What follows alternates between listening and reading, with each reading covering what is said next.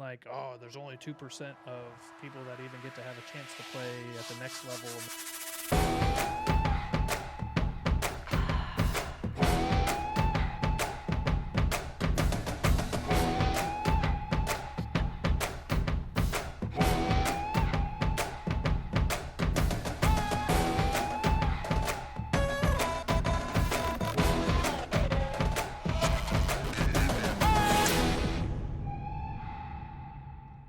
All right, welcome back to the Pure Athlete Podcast. Super excited to keep dropping knowledge, educating, having conversations about topics for student athletes and their parents, and providing resources.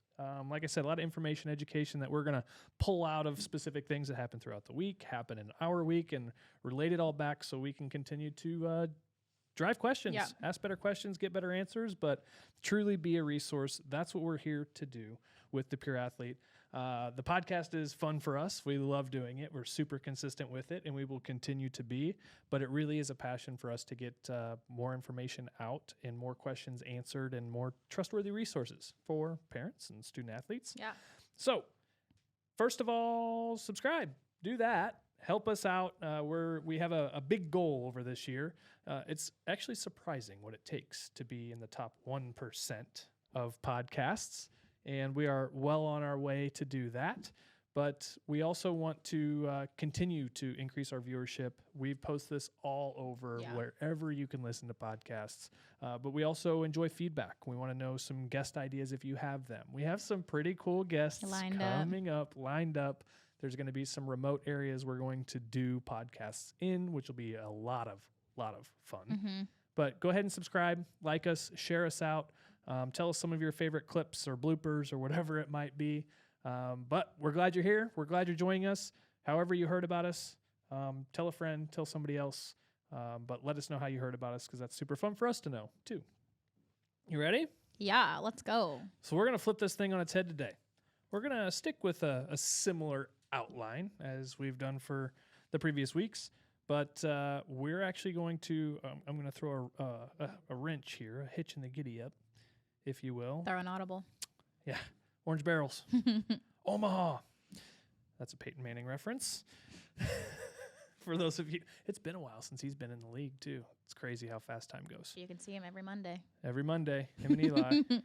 So let's start with our deep dive. So we're going to go into our deep dive. That's a segment where we usually use the front half of the podcast to talk, and then go into the deep dive and take our subliminal efforts into a firm topic. Yeah. But we're going to start with that today. Life after sport is something that we actually get asked about behind closed doors a lot. How did we deal with it? What should I do about it? How should my kid prep if they're done with college? We've noticed this or that. And so it's actually been a topic that people want us to talk more about. We've all been there, no matter what it is. You know, if your time on the roster, on the active playing roster, has come to an end or is coming to an end, doesn't mean you still can't be involved. Sometimes people prefer to take a break and exit stage left for a while, but it is a very good topic to start to talk about and at least give some perspective on. Yeah, I think it's a super important thing that doesn't really get talked about until it's happening to you. I know that's a huge part of like my passion is life after sport. Super hard transition for me going from having a team of people that I was with 24/7 with structure and told when to be where and what to wear and where to pack and like you're told everything, and then you're kind of just done, cut free, and you're like, wait, where'd my team go? Like, why is no one telling me that I have to be in the gym at 5 p.m.? So it's a huge thing that we always talk about kind of, but I'm excited for a deep dive on it. Yeah, I think this is probably a topic that can be brought up in the most positive of ways, because life after sport, it doesn't mean like, oh, there's only 2% of people that even get to have a chance to play at the next level and then at the next level. It's not even about that. It's no matter what it is, whether you're transitioning into high school and maybe you're deciding not to play anymore, or maybe it's after high school, between high school and college, maybe that doesn't look like the next step for you after college, or having a 20-year professional career. Like eventually, it's inevitable, like death and taxes, right? That eventually it comes to an end. Now, define end, but at least that active roster playing spot, positionally playing a sport, is inevitable to come to an end. So I think having a conversation about this sooner, but doing it in an empowering way, where it's kind of the conversation too, like if this was your last game, if this was your last practice, right. you know, how would you treat it? What would you do? What would you want your teammates to know? How would you want them to feel on this last game that you might have? Or what are your expectations of, you know, maybe what your last season looks like? But I think it'd be very empowering, and I think it could be very uplifting and kind of a motivating factor of, you know, what if you played every game like it's your last? It sounds cliche, but sometimes you just never know, whether it's due to injury or whether it's due to somebody potentially like Jason Kelsey, who might be hanging it up.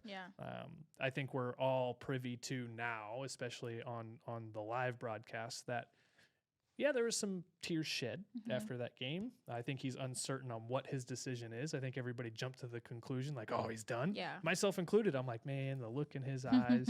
But, you know, you look at people like Tom Brady, you look at people like Michael Jordan, you look at, you know, there's so many people who have gone out and come back, gone out and come back. And Travis, I think, was very highlighted in saying, big man still got football left in him. He didn't say nothing about being done yet. So, or something to that effect. Yeah, I think the first thing we can talk about is we can kind of go through the pillars of life after sport. So I think the first one is physical. I mean, after you're done playing sport, you have to figure out how to work out on your own, how to take care of your body on your own, and also be okay with your body kind of changing, because you're not the elite level athlete that you used to be. You're not, like, for me, I wasn't dancing 48 hours a week anymore. And it took a lot more in like my mental space and physically to convince myself that that was okay. Because it is a huge shift in your body image, and you look at yourself like you are still an elite level athlete, but in reality, like you're not going to be like that anymore. And that's okay, because now you're growing up and you're able to have kids and you're like changing your life. I mean, your whole schedule and everything. And it's I think probably body image is such a good one to start on too, because I think everybody, I don't think they realize how active they are, but I don't think it's just like the working out, but you also have more time to do or not do other things. So, you know, you have more time to snack and eat.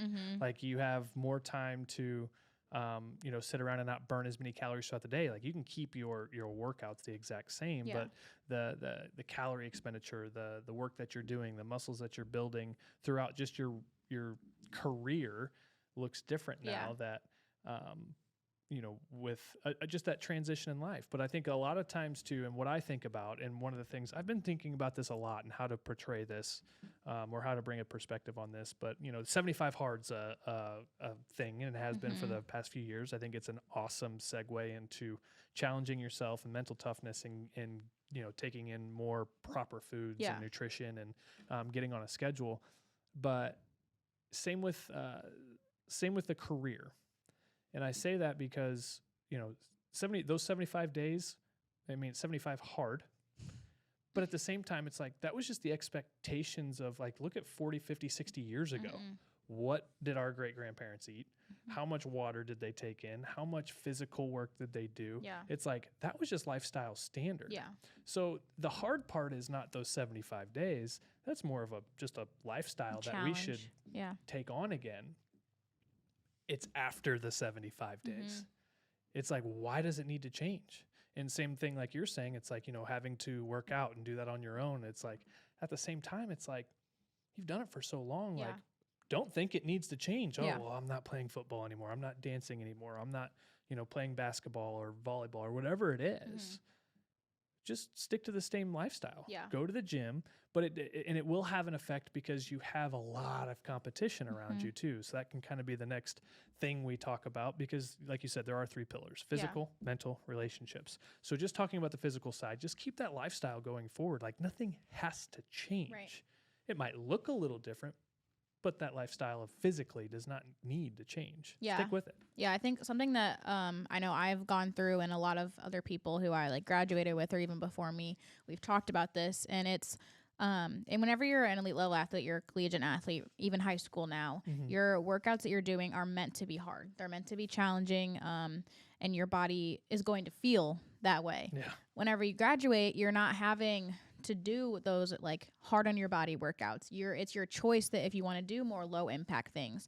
And so it's kind of hard to find like your niche of workouts because for the first time in your life, you've never been told what you had to do. Mm-hmm. And so a lot of athletes come out of sport off of the active roster and they try so many different things and they land on something most of the time that is more team like oriented, or they find themselves in a work environment that's more team like oriented.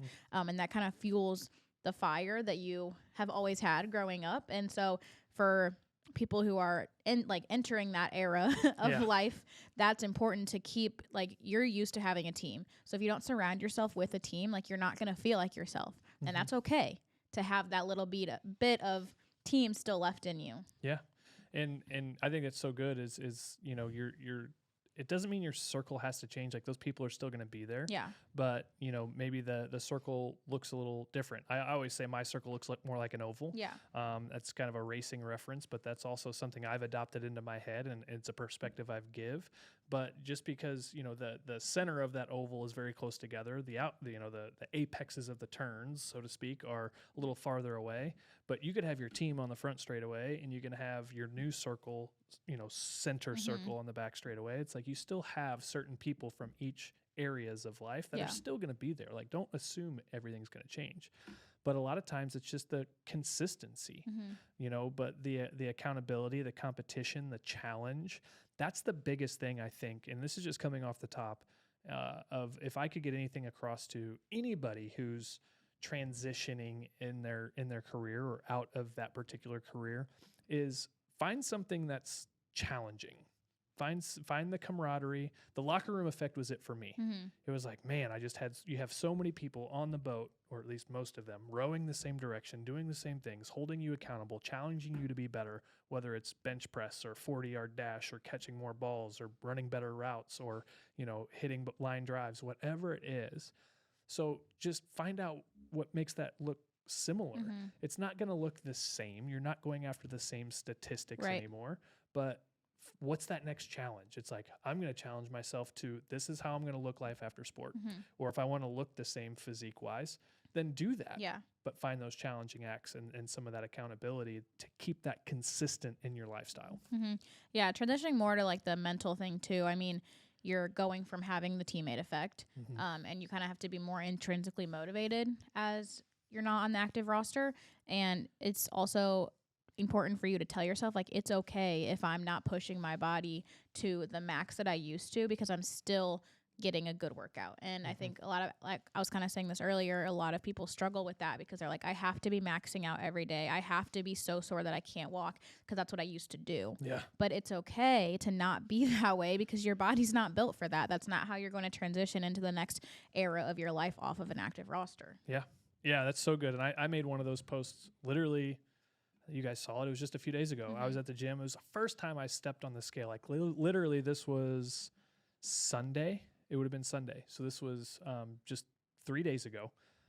It was the first time I've ever stepped on a scale in 3-4 years. Like, it just doesn't bother. I have a physique I want to look like, you know, under the sweatshirt. There's things that I'm looking for just to hold myself accountable and challenge myself as the dad bod sets in with 3 kids and lifestyle changes. But 190 pounds is 190.4 pounds. I have always wanted to weigh somewhere between 188 and 192. Never was able because I didn't know how. Right. But I was very, very active. 3 sports, 4 teams at any one time. You know, you've been there too. Dance practice, dance studio, competitions, the whole 9. Just expending so much energy and calories. I never knew the right way to pack on that weight. Right. I jump on the scale. And if you'd have told me, like, oh, you need to be 190 pounds, I'd be like, ooh. Like, even dad bod status, be 190 pounds. I'm like, man, I'm kind of afraid of what I've looked at. Yeah. But I was more concerned about the outcome. I was more concerned about the whole picture. You know, being strong, looking strong. I don't need to be fast. I don't need my huge freaking 30-inch legs back when I was a catcher. I don't need that anymore. I've got kids that play hockey. I've got a daughter that dances and wants to race and also seems like she wants to stick with the boys a little bit. And so I'm able to do those things. I don't hurt. I don't have a lot of inflammation. I look strong. I feel good about myself. Had I had made that choice to look at the scale, you know, that's one of the things. And what I'm getting at is like, pick that goal, but you also don't look to that you're going to keep the same statistics across the board, because it's all about how do you want to live after sport, because that can look different and it's okay for it to look different. And don't beat yourself up if you thought you were going to look one way and it ends up going the other direction. Figure out what your non-negotiables are. Figure out what it is you want to look like, how you want to be strong, how you want to function, and go after that. And if you need help because you no longer have those resources at your fingertips, that's okay to reach out. Yeah. But just know that it can look the exact same. It might just take a little different path to keep it that way, or transition a little bit and be okay with who you are. Don't let yourself fall off the wagon. Don't let yourself get too far too quick, but just figure out what you want that to look like. Yeah, and I think transitioning more into the mental aspect, I mean, it is all connected. But something that a lot of people go through, that myself included, you go from being a captain or a leader, someone that people go to all the time, and then you're like, wait, why is no one asking me questions? Why is no one looking at me in that captain role anymore? And you kind of have to turn to yourself and look at yourself as you're still the captain of something, someone's watching, and kind of transition that too. Yeah. I think for a lot of people, and this might be a little risky to say, so take it with a grain of salt, but I think if I had one of those longevity careers, those 10 plus, 10, 12, 15, 18-year careers, the last thing I would do, and I think it's Adam Wainwright just did this. A lot of these guys are starting to do this. Michael Strahan did this, is they go into broadcasting because it keeps them in the environment. Yeah. I think it's very naive, so to speak, or maybe they haven't found the resources or the mentors to talk to them about life after sport, where it's like, man, ideally I stack cash, make some smart moves, and then once I'm done. I'm free. I'm in Aruba. I'm traveling the world. I'm doing this. And it's like, sometimes to just cut cold turkey, I think could be very dangerous mentally from the career standpoint. You look at the Detroit Lions head coach. Yep. He was in that locker room years back. He was a part of that team. And now, and I don't know what his story was, but I think it's pretty cool that, maybe that was part of his plan. It's like, I'm not leaving the circle. Or maybe he had, I'd like to know this actually and figure out, maybe he had that epiphany of like, look, I've got to get back in the game. Maybe he separated himself. Yeah. But that's one way to keep yourself in the mentality of what you've known and loved as you transition and learn, okay, do I want to stay a part of the environment? Yeah. Because it has to look different. Yeah.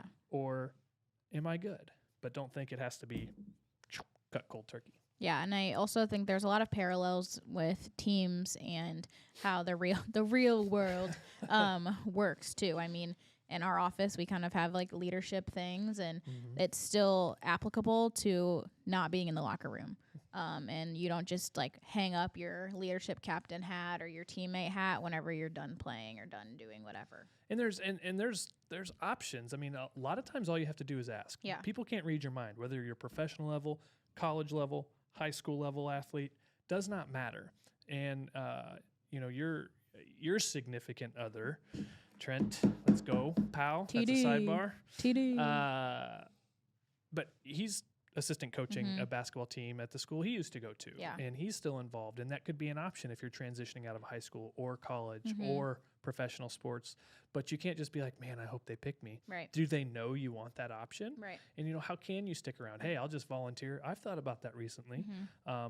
Some people know a little bit of my story, but when I cut it off, like I had no regrets. Like I did kind of cold turkey, and then my uncle asked me, he's like, hey, you want to help coach the boys? Once I moved out to LA, that was the 2013 World Series team, which was super cool. Probably the biggest accolade I would put, like, what's the greatest thing you've ever done in sports? That was it. My cousin Tyler's baseball team, but that was because I was asked. But I think a lot of people can do a better job of like, hey, coach, I know this is my senior year. I'm going to go to college here. And I'm going to be done playing sports, but if there's anything I can do, if I can shuffle pucks, if I can, do some, rebounding drills with you, if I can just be a part of the team and, at some sort of role, volunteer role, whatever, they'd be like, you know what? Had no idea you wanted to do that. If you don't say something, you might not get the opportunity that you're hopeful for because you're in a mental state of, man, it's over. And your emotion clouds your judgment and really your thought process of, how do I stick around? What do I want? Can I just make an ask? Yeah. People can't read your mind. Yeah. And I think it kind of deals with relationships too, but like everyone that you meet being an athlete is somehow going to be related to you your whole life. Yeah. It doesn't matter if it's in 20 years when you go to the bank. Yeah. It doesn't matter if you walk into the chiropractor and you're like, oh, wait, I know you. Everyone knows everybody. So it's just so important to keep those relationships good. Like when you do maybe cut something cold turkey, like, and that is your choice, like make sure that you're not doing it and creating bad blood for people just so it's easier for you to then leave. It's okay for it to be your decision, but it's also okay for there not to be any drama or gossip surrounding it. Yeah, and I think that's such a good point that you bring up as far as the relationship side and transitioning into that too, because it brought something up in my head. And I'm sure you've gone through this as well. Well, you're currently going through this. When you were at your high school at Rockwood, did you ever think like, if you were a senior and I said, hey, you're going to coach Hal's dance team one day, what would you have said? I would have said they're too good for me. There's no way. And then we've got other dance coaches too that have gone to certain schools that were very much rivals, and you see that and be like, oh, I'd never coach them.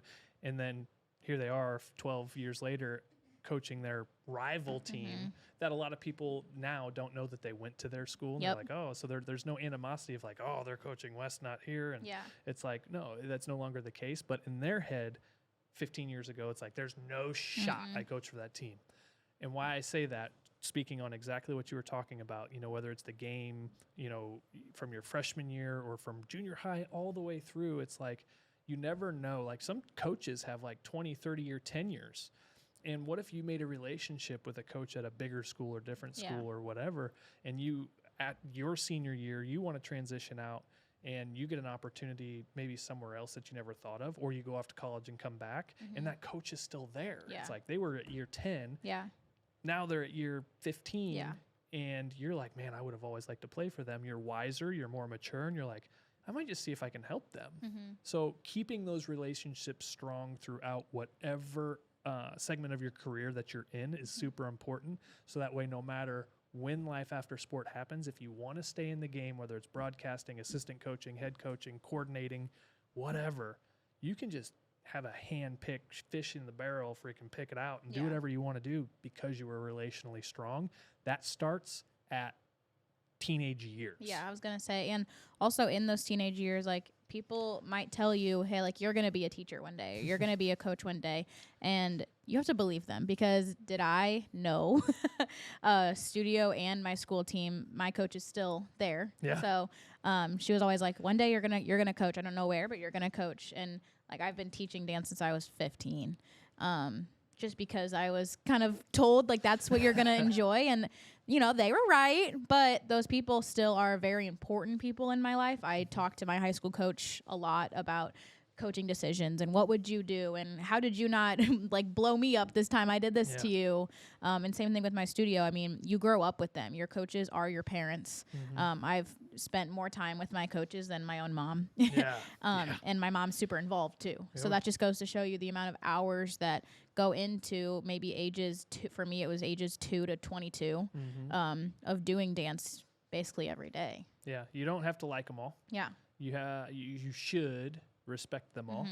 And there's so much to learn from them. So much. And that's part of why we're doing what we're doing and part of the efforts of why we do this podcast. When stuff comes like this off the top, we can share that because I know somebody's going to listen to this and be like, oh yeah, I should probably get him on the or her on the straight and narrow and like valuing these relationships. But there's so much you can learn from them. Yeah. Sam, what do you got? You're itching over there. I see your trigger finger. I do. We were talking about Dan Campbell, who has the man, the myth, the legend. God bless Dan Campbell, and good for the Lions this year. But he played for the Lions and he played for the Saints. And he also coached for both of those teams. He was not head coaches for those teams, but his relationship with those organizations helped. He kept those alive. Yeah. And so now he is, bringing the Lions. Did he transition straight into? He played at A&M, and then he was drafted by the Giants in 99. Then he went to the Cowboys and then the Saints.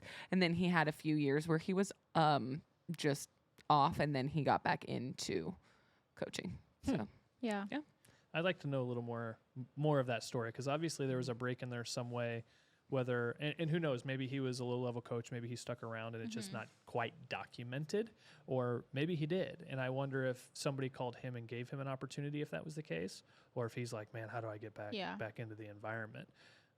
Sam, you got his number, right? Go ahead and I wish.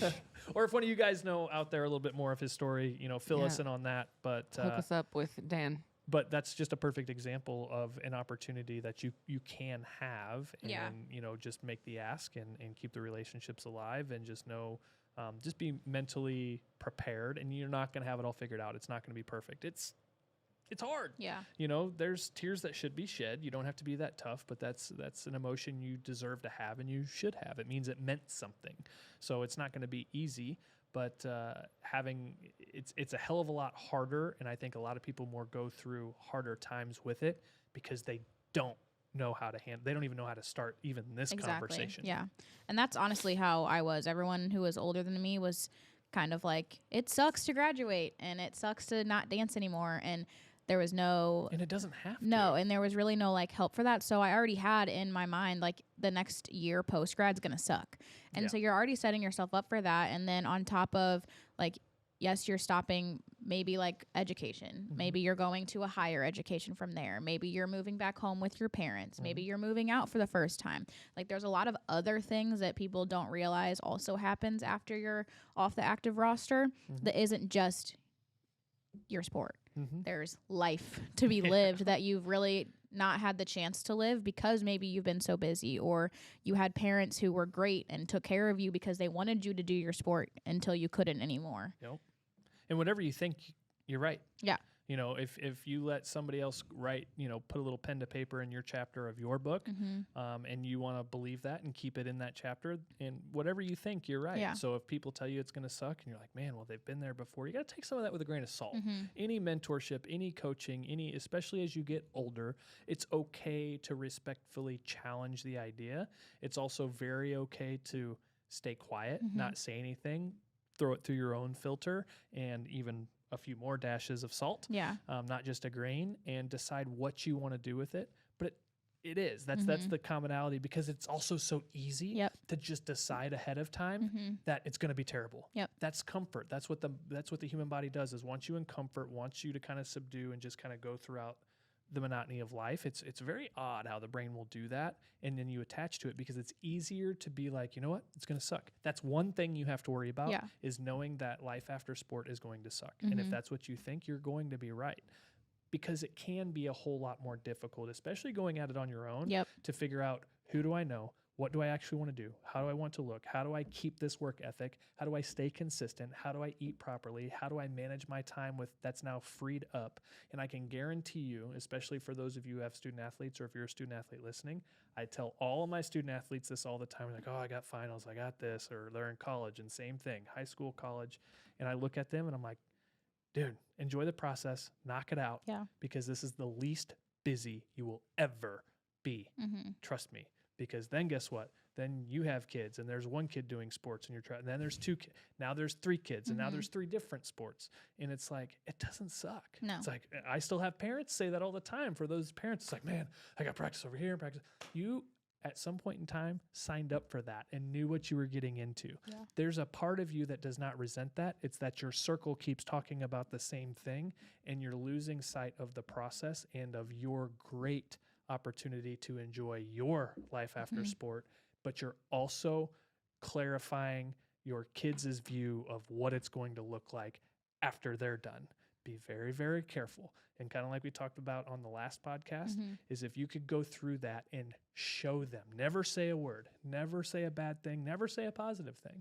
But if all you could do is pick them up with a smile on your face and pat them on the back and give them hugs and enjoy the process and show them how awesome it is, no matter what stage of life you are in the sporting aspect, whether you're a parent or a student athlete or active roster or not, they're going to pick up on, you know what?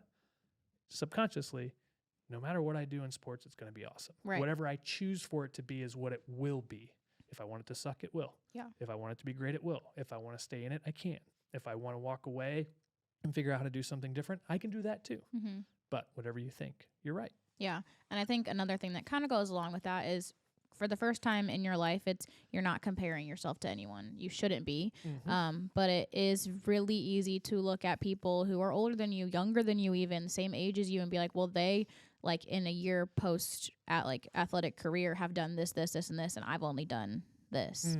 And it's okay to not be the same as all of your peers for one time in your life. For one time in your life, you're not looking the same as them, and that's okay. And that's something that I needed to hear, to not compare myself to people in my grade and my classes. But it's also okay to be your own person. It's the same. I always say, like, something that has always been instilled in me is like trust the process, but that doesn't just go with trusting the process of a dance competition. It goes with the same trust the process of life too. You're going to be put in front of people who are going to change your life for the good, or they're going to be a lesson, and that's okay to recognize. Yep. The one-liners are, whatever you think, you're right. Yeah. Don't judge your chapter against somebody else's book. So, keep your eye on your own prize. Congratulate, support, do all of the positive things for people who have a bigger contract, who have the starting job, who went to the bigger school, because at the end of the day, that was their story. Yeah. It didn't have to be yours. There's plenty of people who have great stories that don't have the cliche or what the society and media wants you to see of. You go to a big high school, you go to some place like Oaks Christian or Mater Dei or those big schools, and they go straight to USC or Duke or Notre Dame, and then they get drafted in the first round or whatever it might be. That's okay. There's plenty of people who don't do that who have great careers. So whatever you think, you're right. Don't judge your chapter against somebody else's book, and the grass isn't greener on the other side. It's greener where you water it. So if you're going to neglect to water your side of the fence, your grass will look like shit. Yeah. It will. So. Yeah, and I think the coolest part about being not on active roster anymore is you get to maybe advocate for things you didn't have. Hell yes. You get to speak up and not have a school on your chest that you're being told like you have to be quiet because that's on your chest. Hell no, not anymore. I don't. I'm on here every single week talking about how dancers deserve better and how they're badasses because it's true. Yes. And I'm not being put like down anymore. And it's okay also to recognize the things that maybe were happening to you while you were on active rosters, and it's okay to like don't be mad at yourself because you were like, I should have known that was wrong in the moment. Like, no, you were in the moment, and that's okay because now you're being put in a place to make a difference about it. It's so good. Yeah, and I mean the same thing that's happening right now. I mean, the NCAA is finally doing new like mental health practices that all NCAA sanctioned events have to have. But now the big hot topic that I'm being very loud about is that dance and cheer and some gymnastics are, but not a lot, are not even sanctioned by the NCAA. Yeah. So yes, it's great and dandy that the NCAA is cracking down on student athletes and it's fixing things, but what's not being fixed are the autistic athletes. The NCAA, like, they let you have off days and you can only practice so much in a week and you have to have all these mental health practices and you get pre-season exams, like scat testing, all of these things. Well, guess who doesn't have that? Artistic athletes at all. I can't tell you one time I had a mental health anything that wasn't done by my coaches or myself. Yeah. And so, yes, it's great. However, you get to be an advocate for what you wish the people younger than you had, your athletes have. I mean, I coach high school kids. Yeah. So every day I feel like I'm putting out a fire of what they deserve better. Yeah. You do. I mean, you said it. You get the opportunity to have an impact. Yeah. Knowing what you know and using it to your advantage, not necessarily manipulating the system, but you have all this knowledge that you've taken in, and all emotion aside, taking the emotion out of it. We could get very worked up and very passionate, which is an emotion. So it's like figure out what you're passionate about. Like, what does make you angry? Yeah. And obviously for us and me being in the dance world and marrying one and getting to know and see everything that you all go through, and then learning that even some gymnastics team, I mean, that's an Olympic sport. Exactly. So, but, and so it's like, we could get very passionate and emotional about that. And that's okay. Recognize what those topics are, because then, no matter what you do, again, you water your side of the grass, and the opportunity is endless. Whether you go back into those sports and coach and do those things, you are still in those sports, but much like we're doing, getting very clear on being able to make an impact and providing a lot of those testing procedures, some of the self or personal coaching that we do for some of our athletes who have taken us up on that, us with the podcast that we're getting ready to release later this week on even us providing referral resources and in-house resources for the mental health side of things. So we are solving for that because there's going to be programs continually around us that even at smaller schools, or depending what the NCAA really is able to do and how quickly, we're going to be able to provide those things and take those potentially nationwide. So no matter what you want to do life after sport, just know if you want to stay in it, there's plenty of opportunities. And it's okay to start thinking about that and having a lot of people would prefer to have a retirement plan financially. Why don't you do that physically, mentally, relationally? That's why they're the 3 pillars they are. And that's why we keep trying to wrap this all into that, because it's super important. And having a guy, that's played football, that was in those locker rooms when the team was at its worst, and then coming back and still being a part of that, and the story that he's writing this year on the sidelines of Detroit is super, super cool. And I think that should be very fulfilling. And that's probably one thing I will touch on real quick is no matter what you decide to do, you have the potential to do big things. Acknowledge those big things. Pat yourself on the back, because if you let it never be enough and you let it go to, and I know somebody who was like this, who's very, very close to me, it's like, man, I wish I could still do that. Or man, I remember when I could do that. Or I could probably still do it better. You're robbing yourself of the joy of the next chapter and of the impact that you could potentially create to make somebody else better. Yeah, and I think it's super important in the same like Dan Campbell aspect. He has such a passion for, say, maybe that team, but just like football in general, that he's following that passion as his career. I mean, a lot of people, you're growing up and you get told like your passion isn't going to make you money, and like dance isn't a career, you can't make it a career. Well, that's the best way to provide exactly, for yourself. because or else like you're putting yourself in a cubicle that you're not going to be happy in when your whole life you've been active. Tell me how that makes sense. It doesn't. Yeah. Like that's why you have to sometimes forget like these are the highest paying careers. Okay, well, I don't care. You know what? I care about my happiness and the people around me and my family and how I'm going to then interact with them if I'm not happy in what I'm doing every single day. Yeah. And then there's always the side of, and I don't hate that we keep talking about them, because the Kelce's and the whole story all year has been a big thing. But even if we removed, his name from the actions of this weekend, which I thought were freaking awesome when Jason showed up to his little brother's game to go to bid them a chance to the AFC Championship again, which Patrick Mahomes has never, I don't think, been left out of one since he's been a starter. Yeah. But Jason's up there, shirt off, in the middle of Buffalo, just having a time and just being honestly, genuinely, authentically him. Yeah. Wasn't belligerent, was having a lot of fun. You can tell in just the few podcasts I've seen, and as people over the year have gotten to know him, it's just like, what if that's his life after sport? Yeah. Who knows? Everybody's situation's a little different, but it was either a time to let loose and really decide and say, you know what, I'm just going to, kind of move away from that. I'm going to support my brother and not think about what my stuff is right now. And I bet that was a part of his strategy, and kudos to him for being like, let me support somebody else. Yeah. As I, let me just put myself to the side for a minute. But, and who knows how long Travis wants to continue playing, but what if for the next 3-4 years he continues to play and Jason just wants to go support him, and that's how he stays involved? Like, he had so much fun, and you could see that in and out of the booth, holding girls up to make sure they get to say tay-tay. Yeah. It was super cool, and that can be life after sport as well, is just supporting the hell out of everybody relationally that you've been a part of. Like, what if you just go back to Cincinnati and stand on the sidelines for one of those games, and that's just part of your retirement plan? Yeah. That's okay. Yeah. I think it's so cool that he, there's a lot of things about him in the media. Is he retiring? Is he not? Like we talked about earlier. And yet he's out here being carefree to the world. He's like, you guys can speculate whatever you want, but for today, I'm going to be me. Yeah.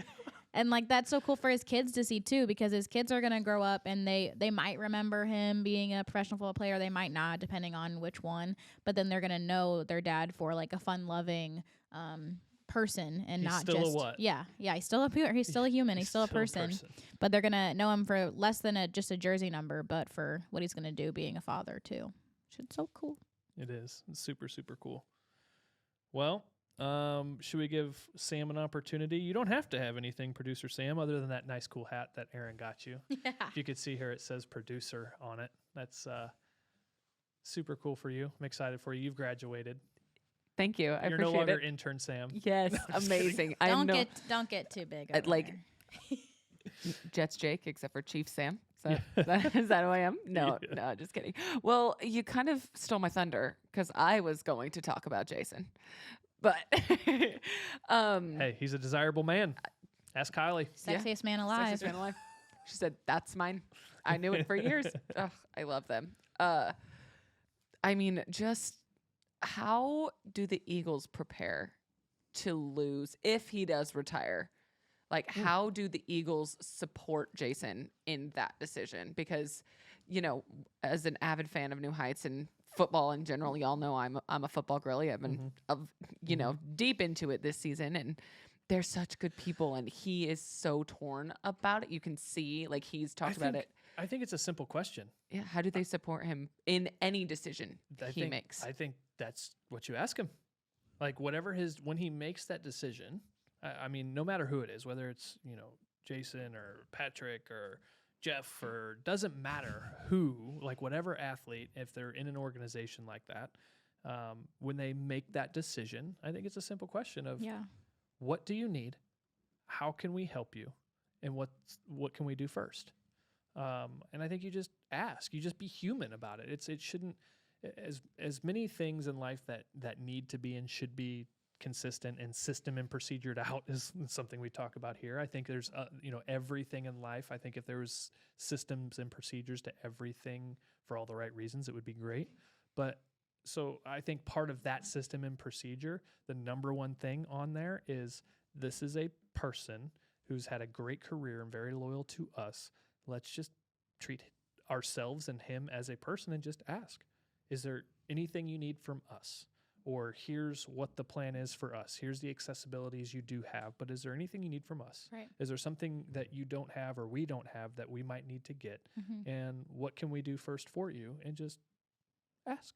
Yeah, and I think that is why it's so important that the culture on your team doesn't change depending on who's in the locker room and who's in the circle. It has to be from top down taught as like monkey see, monkey do, because that's how your culture isn't going to change every single year. And then with the coaching change, like that is how you maintain whatever you want that culture to be for when guys like this do retire. There has to be someone who knows, like, this is how he acted, so that's how I'm going to act. And that's why it's so important. Yeah, I think I'm going to go back to one of my coaching favorites. He probably got it from Cower, but Mike Tomlin always says two things: next man up, and the standard is the standard. Yep. And it's not next man up like, he's gone, you're up. It's just like, it's inevitable. Like any great organization, and probably every professional and even every great business has that proper mentality. And there's always people on the bench or in the circle or in the pipeline that are being groomed, or that scenario, like they know what they're going to plug in and who they're going to plug in. Not for the sake that he's gone, next person. Like it just is. And I think as an organization, they're prepared for that.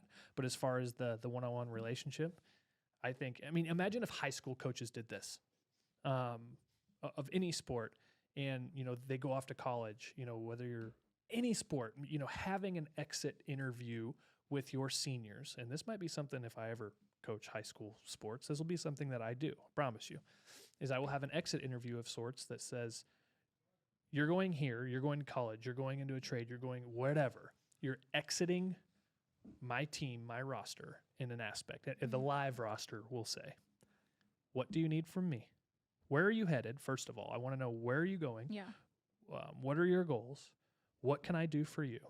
What do you need outside of that? And what would you like to do first? And what if they just ask those questions from a high school level? It's like, that's probably who needs it most. I mean, most of these professional athletes, money doesn't provide happiness, but it gives you options.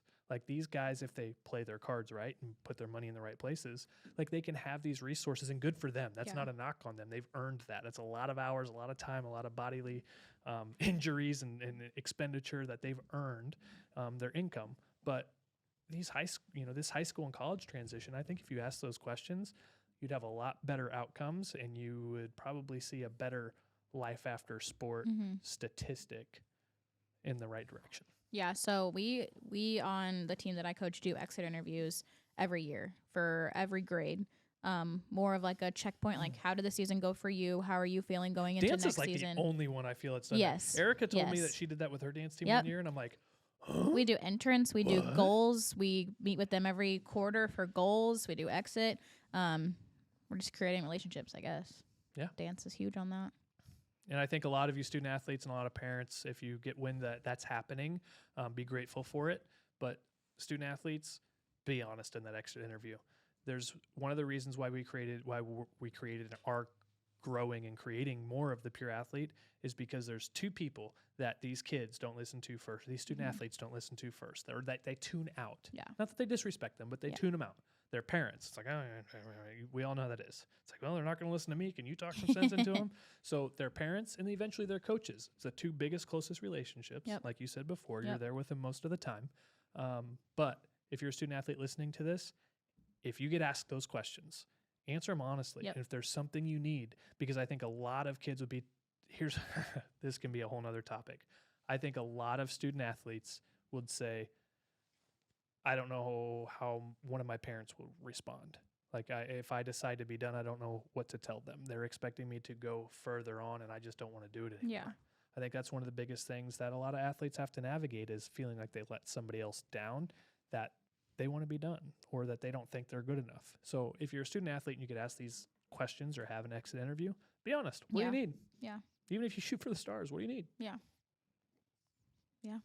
Good stuff. Does that answer your question, Sam? Yeah. Is that good enough? Yeah. I mean, it could have been better, but it's okay. Just kidding. No I'm doubt. just kidding. No, that was great. We're on episode 8, okay? Yeah, It'll well- get better as we go. Okay. Just Well, kidding. fingers crossed. I'm just kidding. So I just like, it's so hard. I mean, as someone who retired after high school, it was easy for me because I had separated myself from the sport. I was a swimmer, and I had separated myself from the sport by the time graduation had rolled around. Girls swimming is in the winter. I'd accepted it. I knew I wasn't going to move on further. But for somebody like these men and women who are professional and they have wrapped their entire identity, like people see them as these athletes, even collegiate athletes now, like so much of their persona, their public identity, and maybe even to themselves is wrapped up in sport. How, as loved ones, do we support them through maybe finding themselves again after untangling that sport from themselves? I love this side of it. I think you be honest with them. Yeah. I think you support them and encourage them for everything that they have done. When they want to be a baby and be a victim and be down on themselves, and they will, you be honest with them and be like, no, we're not going that route. In a very compassionate way, but strong, authoritative, confidence way. That way they feel like it's like, you know what? They're going to tell me the hard things, but they're going to support me through it.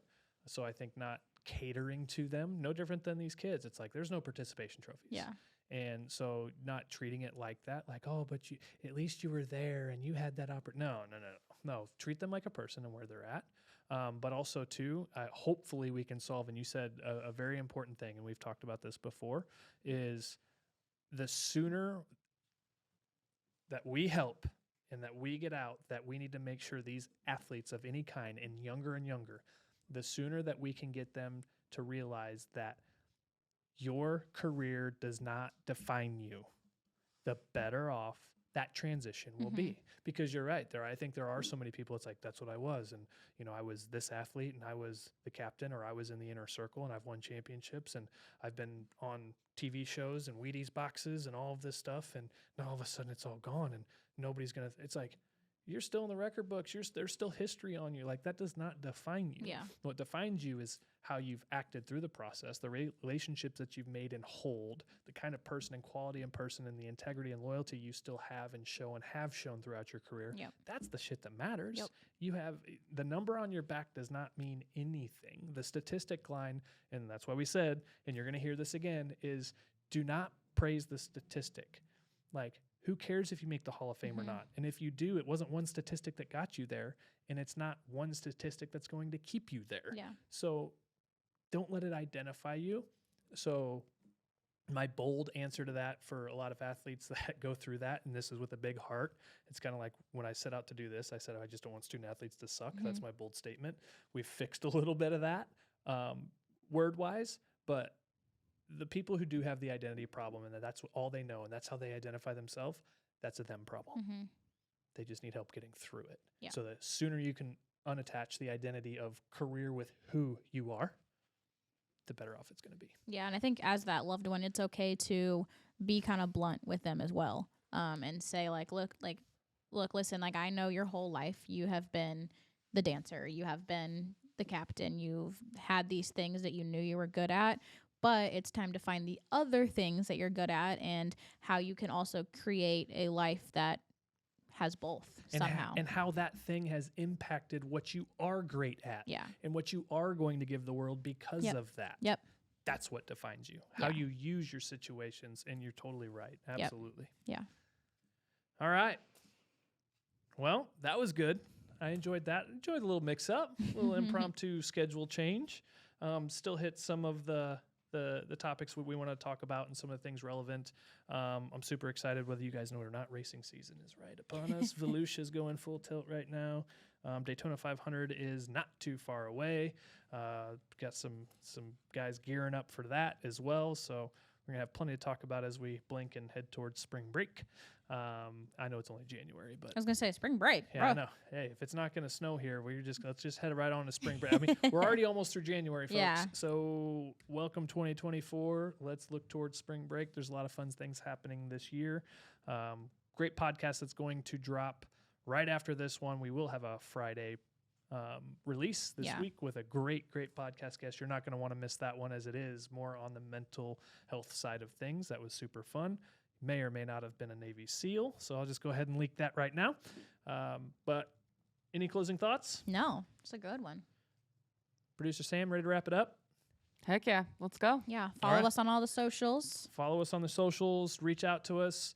We've got a couple great podcast guests we're scheduling going forward. And remember, as we get ready to launch our merch line, we have ordered some garb already, we'll say. We've ordered some materials. How about that? That's better. We've ordered some garb materials to start putting out our merch. 10%, at least 10% of all of that merch is going to go towards mental health services for student athletes in some way, shape, or form. So keep a lookout for that as we continue to update thepureathlete.com. Super excited. Thanks for listening. Hope to see you on the next episode. See ya.